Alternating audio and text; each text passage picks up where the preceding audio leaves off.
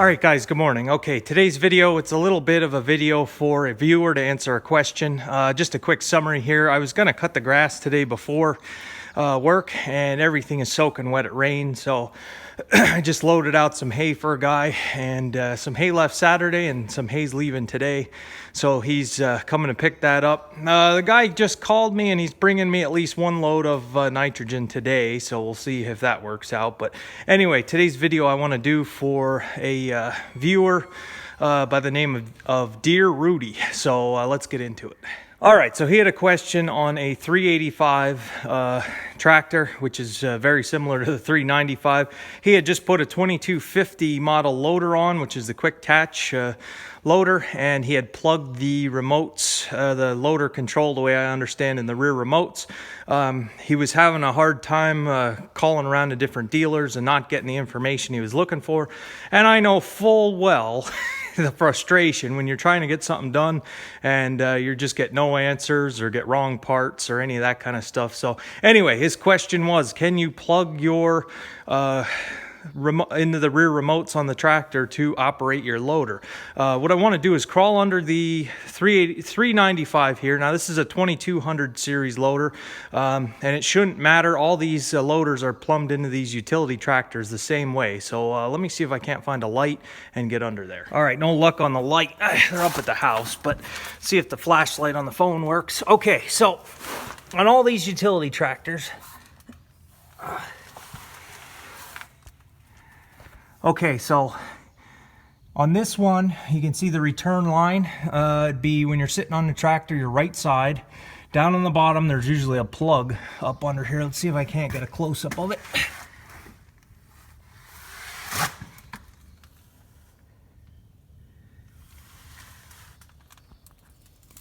So what they did on this one, they had tapped into where this plug is. There's a hydraulic fitting there with JIC.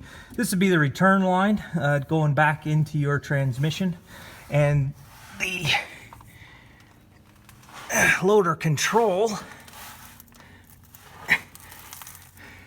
hold on, I'll come back with you. All right, so I couldn't find it down below. Up here, you can see where they tapped in. I don't really like how they ran this hose here. This is the main. You can see it even is marked inlet, and if you follow that hose back, it comes alongside the fender here. And down in the back here, it appears they capped the line and tapped off of this pipe right here on top. I'll get a close-up of it here.